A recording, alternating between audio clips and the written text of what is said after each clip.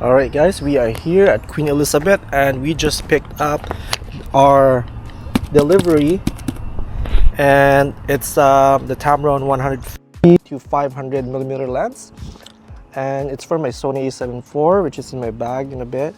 And this is going to be my go-to birding and any long-range photography. So let's go unbox it here and take it straight out of the field to test and see what it's really capable of. So let's do it. Wow, look at that. Wow. So first thing out of the box, you get the lens itself, of course, and it's pretty hefty, about 4 pounds, but it feels super solid.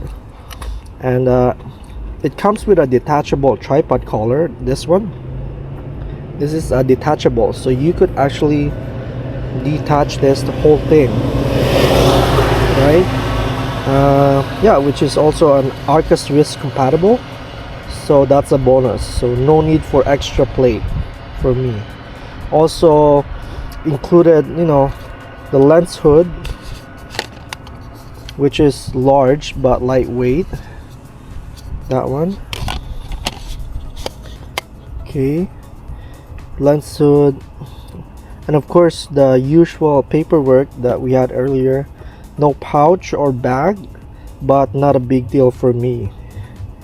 Alright, so let's mount it on my A7IV and let's see how it looks like. This was used to be my go-to. It's 24-240, but we're gonna replace that today.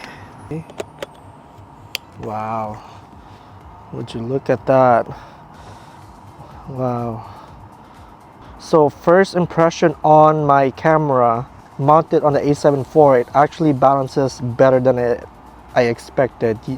And it's really heavy, but totally I could handle it for quick shots for tracking birds in flight. But it's not internal zoom, so it does extend when zooming out to 500mm, but the action is smooth and not too stiff. So there's options here. There's VC mode 1, 2 and 3, and it's VC on and off, autofocus, manual.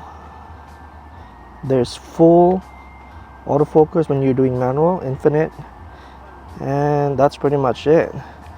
There's also a lock tab here so that you don't accidentally extend your barrel. So it's when you lock it, it doesn't extend anymore, so I like that.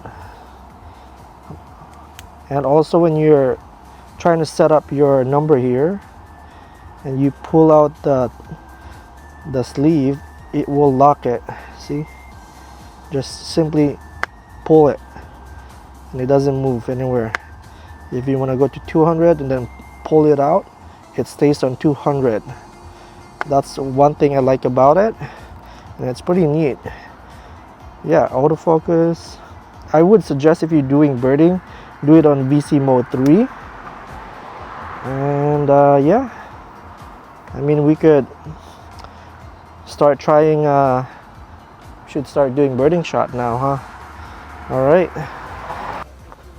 Hello guys, just a quick question. Is there a lot of birds from in there? Oh yeah, there is. In the conservatory? Yeah. Hello. Yeah. Personal, just for personal. That's what I'm saying. Personal is okay. Yeah, it's personal. Yeah. I'm not a professional. I'm just okay, yeah. Wow, I like this place. This is the Queen Elizabeth. Look, JJ, there's parrots there. All right, guys. So we found a parrot. All right, I'm on 250. Let's zoom it in. Okay, that's. Wow, look at that. Okay, let's push it in even more. So, okay, that's how close you could get. If you really punch it in. I've got my animal autofocus on, so their eye could. Wow. What? What's that? Another parrot? All right, this one's not this far, but let's see if we could get him.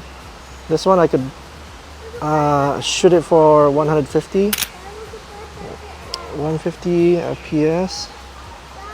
Beautiful. I could go really up close to her face. Don't move me, baby.